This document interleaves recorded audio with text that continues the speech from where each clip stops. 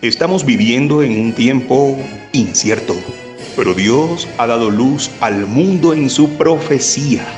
Prepárate para escuchar el programa Historias Proféticas del Mundo con Álvaro de la Cruz. La fe y el ingenio de una madre amante y el tacto y la habilidad de una hermana prudente aseguraron el éxito. No solo fue salvada la vida de este niño, sino que también fue devuelto a su hogar y al pecho de su propia madre. De esa forma se facilitó la garantía para que pudiera recibir de la misma Jocabed todas aquellas primeras impresiones que tan indeleblemente iban a anidarse en la mente de este niño. Así que con profunda gratitud, Jocabed emprendió su tarea. O sea, quien dijo miedo, esta era la oportunidad y lo podía hacer librada de todo peligro. Aprovechó fielmente la oportunidad de educar a su hijo para Dios. Ahora, más que nunca, estaba segura de que había sido preservado para una gran obra y sabía que pronto debería entregarlo a su madre adoptiva y se vería rodeado de influencias que tenderían a apartarlo de Dios. Toda esta situación hizo que ella fuera más diligente y cuidadosa en su instrucción que en la de sus otros hijos, porque ella también va a tener otros hijos. Aarón, Miriam, trató de inculcarle la reverencia a Dios y el amor a la verdad y a la justicia, es decir, a los valores espirituales, los valores morales. Ella sembró en este muchachito. Oró fervorosamente que fuese preservado de toda influencia corruptora. Le mostró la insensatez y el pecado de la idolatría y desde muy temprana edad le enseñó a postrarse y orar al Dios viviente, el único que podía oírle y ayudarle en toda emergencia.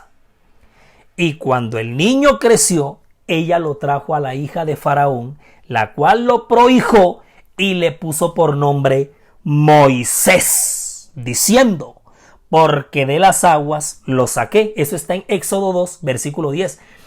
Prohijar es adoptar a un muchacho, a una niña, como un hijo propio. Apadrinarlo, adoptarlo. Prohijar. La madre retuvo a Moisés tanto tiempo como pudo, pero se vio obligada a entregarlo cuando tenía como 12 años de edad. De su humilde cabaña fue llevado al palacio real, pues tremendo cambio, ¿no? Y la hija del faraón, Termusis, lo prohijó. Ahora, ponte a pensar lo difícil que tuvo que haber sido para Jocabed desprenderse nuevamente de su hijo. 12 años antes, cuando apenas estaba de meses, lo colocó en una arquilla humilde y pobretona, y ahora, después de 12 años que le inculcó todo lo que le podía inculcar, ahora tenía que desprenderse de él otra vez. Pero en Moisés no se borraron las impresiones que había recibido en su niñez. No podía olvidar las lecciones que aprendió junto a su madre. Le fueron un escudo contra el orgullo, la incredulidad y los vicios que florecían en medio del esplendor de la corte. Porque es que a la corte real, al palacio faraónico, es donde este muchachito va a pasar las próximas etapas. Durante esos años de la infancia se establecieron los fundamentos de su carácter y más tarde su experiencia religiosa. La instrucción descuidada ahora no podía ser recuperada después. La vida posterior de Moisés muestra claramente que sus padres usaron bien los años que les fueron concedidos para criarlo convenientemente. Mira la gran obra de Jocabed al moldear el corazón del futuro libertador de Israel. También debemos ponerla en contraste, en comparación, en relación con la gran obra encomendada a las madres en todas las edades de la historia, porque esto es lo que hay que hacer en sus tiernos años. ¿Cuán extensos, fíjate, son los resultados? Fueron los resultados de la influencia de aquella sola mujer hebrea, a pesar de ser una esclava desterrada, analfabeta, oprimida, esclavizada toda la vida de Moisés y la gran misión que cumplió como caudillo de Israel, dieron fe de la importancia de la obra de una madre piadosa. Moisés, el hijo adoptivo de Termusis, la princesa de Egipto, nieto adoptivo del gran Seti, Tutmosis I, faraón de Egipto, pero que en realidad es hijo de los humildes pero consagrados Amram y Jocabed, de la tribu de Leví, del pueblo de Israel. Ahora, a sus 12 años de edad, con todo el fundamento espiritual y religioso con el que lo formó su madre, ingresa a la mismísima corte del faraón, donde pasará a recibir la más alta educación civil y militar. El gran Seti había decidido hacer de su nieto adoptivo el sucesor del trono. ¿Cómo les parece? Y el joven fue educado para esta alta posición. Y fue enseñado Moisés en toda la sabiduría de los egipcios. Y era poderoso en sus dichos y hechos. Eso está en Hechos de los Apóstoles, capítulo 7, versículo 22. Su habilidad como caudillo militar le convirtió en el favorito del ejército egipcio. Y la generalidad le consideraba como un personaje notable. No cabe duda que Satanás había sido derrotado en todos sus propósitos. Fíjate, el mismo decreto que condenaba a muerte a los niños hebreos había usado por Dios para educar y adiestrar al futuro caudillo de su pueblo. No, pero mejor dicho, ¿cómo le voltea Dios el juego al mal? ¿Cómo juega con sus propias cartas? Es que Dios es Dios.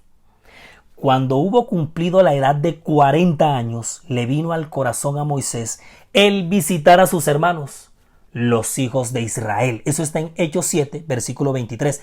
Fíjense que las Sagradas Escrituras pasan por alto en silencio casi 30 años de la vida de Moisés. Los años de su juventud fueron pasados bajo tutores reales que le impartieron toda la sabiduría de los egipcios. Parte de su educación provino de los sacerdotes y de los comandantes del ejército. Tal era la educación que comúnmente se daba a un príncipe real. Ahora, dado que Moisés era poderoso en sus palabras y obras, no resulta descabellado suponer que dirigió importantes expediciones militares a países extranjeros. Por ejemplo, Flavio Josefo relata sus hazañas y proezas en el país de Etiopía. Ahora, con todo, no llegó a ser egipcio de corazón. Su apariencia exterior, su vestimenta, su habla y su comportamiento pueden haber sido notablemente y completamente egipcios, pero seguía siendo un hebreo. ¿Sabe por qué? Porque una vez hebreo, siempre hebreo, en carácter, religión y lealtad. Pero, atención, noticia de última hora, último minuto.